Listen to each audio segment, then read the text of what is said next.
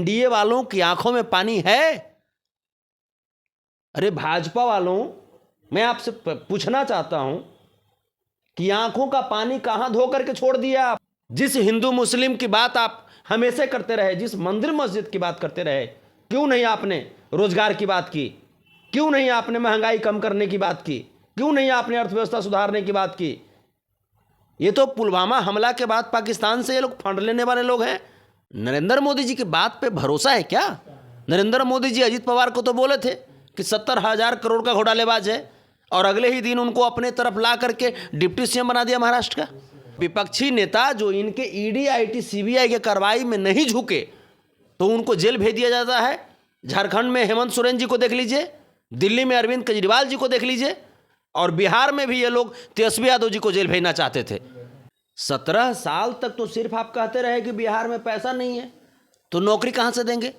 बिहार में समुंदर नहीं है तो फैक्ट्री कहाँ से लगाएंगे? ये तो धन तेजस्वी यादव जी को हम लोग मानते हैं कि 17 महीने के दौरान उन्होंने बिहार में इतना नौकरी दिया कि बिहार के लोगों को तो नौकरी लगा ही लगा। बिहार से बाहर गुजरात के लोगों को नौकरी लगा, उत्तर प्रदेश के लोगों को भी नौकरी लगा, भाजपा शासित प्रदेश के लोगों को भी बिहार की धरती पर तेजस्वी यादव ने नौकरी दिया। इन्वेस्टर समिट बुला करके फैक्ट्री लगाने का प्लानिंग किया।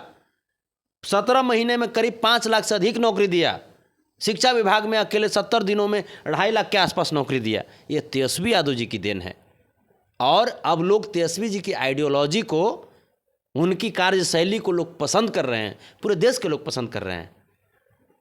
तो इस बार जो है वो कितना भी कुछ कह लें, एनडीए का खाता भी नहीं खुलेगा। इस बार खाता भी नहीं खुलेगा एनडीए का। ये तो बहुत बड़ी बात बोल रहे हैं आप। आपको हम बता रहे हैं ना, हम भी तो एक जनता है ना, हम भी जनता हैं, हम भी युवा हैं। किस नाम पे वोट दिया जाएगा एनडीए को? अग्निवीर को आप सिर्फ और सिर्फ शहीद होने के लिए आपने बहाल किया है। अब तो संशोधन कर रही है ना, संशोधन कर रही है। अब चुनाव के समय में महंगाई चरम सीमा पे चली गई, किसानों को एमएसपी नहीं मिला। किस बिहाफ में ये वोट मांगने कैसे चले आते हैं? इनकी आंखों में पानी है क्या? एनडीए वालों की आंखों में पानी है? अरे भाजपा वालों, मैं आपसे पूछना चाहता हूं कि आंखों का पानी कहां धो करके छोड़ दिया आप? कहां निकाल के फेंक दिए? जिस हिंदू मुस्लिम की बात आप हमेशा करते रहे, जिस मंदिर मस्जिद की बात करते रहे, क्यों नहीं आपने रोजगार की बात की? क्यों नहीं आपने महंगाई कम करने की बात की? क्यों नहीं आपने अर्थव्यवस्था सुधारने की बात की? ये तो पुलवामा हमला के बाद पाकिस्तान से ये लोग फंड लेने वाले लोग हैं, इलेक्टोरल बॉन्ड के नाम पे। कौन लोग? यही भाजपा के लोग। ये वॉशिंग मशीन बने हुए हैं। ये तो वॉशिंग मशीन का काम कर रहे हैं आजकल। किस वॉशिंग मशीन की बात कर रहे हैं? कपड़ा धोने वाला, फिर या फिर पार्टी में जाकर के अपना वही जो आप समझ रहे हैं, तमाम विपक्षी नेताओं के ऊपर ईडी आईटी सीबीआई का कार्रवाई करवा करके और डरा धमका करके उनको बीजेपी में ये लोग लाने का काम करते हैं। नरेंद्र मोदी जी की बात पे भरोसा है क्या? नरेंद्र मोदी जी अजीत पवार को तो बोले थे कि 70,000 करोड़ का घोटालेबाज है, और अगले ही दिन उनको अपने तरफ ला करके डिप्टी सीएम बना दिया महाराष्ट्र का।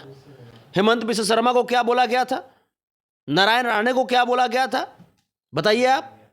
और जो विपक्षी नेता जो इनके ईडी आईटी सीबीआई के कार्रवाई में नहीं झुके तो उनको जेल भेज दिया जाता है।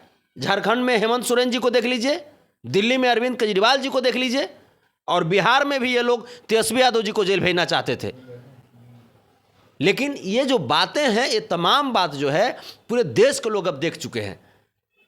और अब इनकी जो है ये अघोषित इमरजेंसी लगा दिया है बीजेपी वालों ने। अच्छा, देश में अघोषित इमरजेंसी का दौर ये चल रहा है।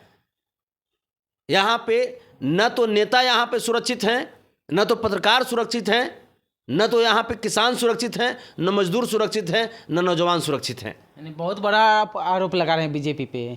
ये आरोप है, ये सच्चाई है। आप तो एक सम्मानित पत्रकार हैं, आप तो देख रहे हैं सब चीज।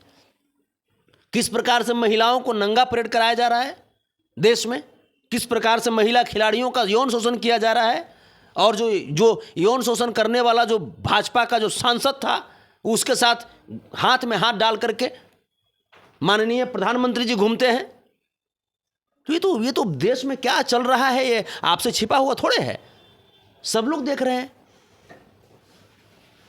क्या बिहार की जो राजनीतिक समीकरण है, क्या लगता है बिहार में 40 के 40 जो है सीट निकाल पाएगी राजद, यानी कहें तो महागठबंधन? बिहार में 40 की 40 सीट पे जमानत जब्त होगी एनडीए वालों की। 40 पे 40 सीट पे एनडीए वालों की जमानत जब्त होगी, आप देख लीजिएगा। लास्ट सवाल आपसे रहेगा कि क्या पूर्णिया आप जाइएगा पप्पू यादव के सपोर्ट में? अभी हम ये कुछ नहीं कर सकते, पूर्णिया जाएंगे जरूर, लेकिन किनके सपोर्ट में जाएंगे ये वहाँ के समाज तय करेंगे। हमने पहले भी कहा कि हमें समाज ने बनाया है और हम समाज के साथ खड़े रहेंगे। जो समाज का आदेश होगा हम वो काम करेंगे। चलिए, बातचीत करने के लिए धन्यवाद जी, शुक्रिया आपका भी। तो आपने देखा किस तरह से अपने बातों को, जो पूर्णिया लोकसभा है वहाँ पे पप्पू यादव अपने निर्दलीय उम्मीदवार के रूप में सामने आ रहे हैं। और बिहार के तमाम ऐसे मुद्दे थे जो कि बात करें तो बीजेपी कहती है कि 40 में 40 सीट लेकर आएंगे, लेकिन ये कह रहे हैं कि नहीं, अब की बार वहाँ पे जमानत जब्त हो जाएगा। वही देश में जिस तरह से राजनीतिक और मुख्यमंत्री को लेकर के चर्चाएँ चल रही है कि ईडीआई और सीबीआई भेज करके वहाँ के मुख्यमंत्री को गिरफ्तार किया जा रहा है। अब बात करते हैं झारखंड और दिल्ली की, जहाँ पे आपने देखा होगा कि मुख्यमंत्री को लेकर के उनको अंदर कर दिया गया।